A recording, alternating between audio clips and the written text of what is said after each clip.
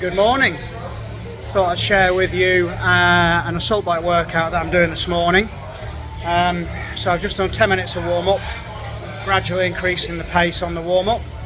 And what I'm going to be doing today is I'm going to be doing 2-minute intervals with 1 minute rest. Now, my current form on a 10-minute max test gives me around about 65 average RPM. So what I'm going to do today is I like to use RPM based off that test as a way of training my exercise intensities. So I'm going to be doing 2 minutes of work at 63 to 65 RPM for 10 sets. So it's going to give me 20 minutes of quality interval work. Now obviously if I do 10 minutes max test and my average is about 65, I'm going to be doing double that volume. But because I'm going to be taking 2 minutes of work, 1 minute of rest, the overall volume is higher, but overall intensity should be easier.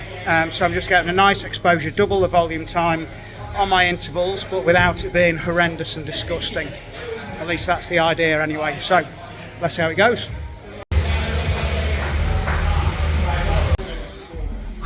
Okay, first one done. 9 to go. That one felt alright actually. So let's see how it goes. The rest is a hot one today. Anyway, crack on. Right.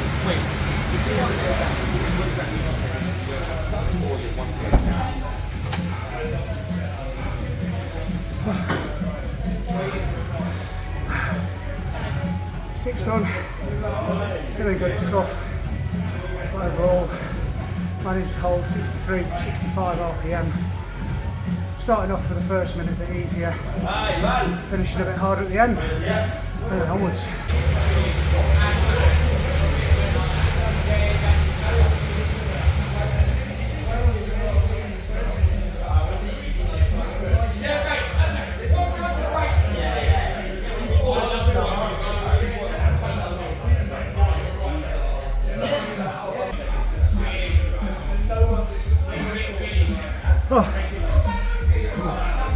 Okay, 10 rounds done. That's definitely harder than I was hoping it would be today. Very hot, but all in all a good session. 3 minutes easy to spin the legs over now just to cool down a bit. Can't quite beat the feeling of an assault bike session being over. So anyway, that's the session done. It was a 10-minute warm-up. For me, I usually do about 60 to 62 RPM on that. Gives me about 130 calories in 10 minutes. 5-minute break, just mainly to sort out the video really. But then it was, like I said, it was 2 minutes of work, 1 minute of total rest, and I was aiming to keep my RPM at 63 to 65. Now, on the assault bike, I like to give myself a kind of RPM range because it's very difficult just to hold a particular single figure RPM. So it's a good idea on the assault bike just to give yourself a little bit of leeway. And that also means, like I found today, when I started off 65 to hold was just a little bit too hard, and it was harder than it needed to be.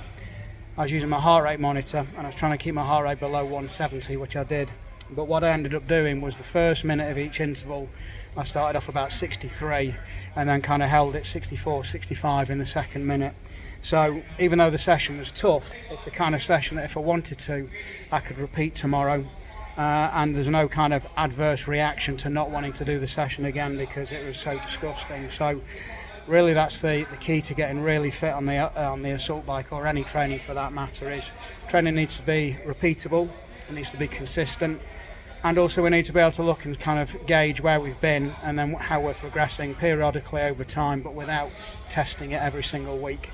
We need to kind of just trust the training is doing its job, and then periodically every 6 weeks or so maybe take a little test and kind of see how your performance is. But anyway, thank you very much for joining me today on today's assault bike session. If you've enjoyed this video, please like it, please subscribe to my channel and also share, and that'll be greatly appreciated. Anyway, I look forward to seeing you soon on the next video. Have a great day.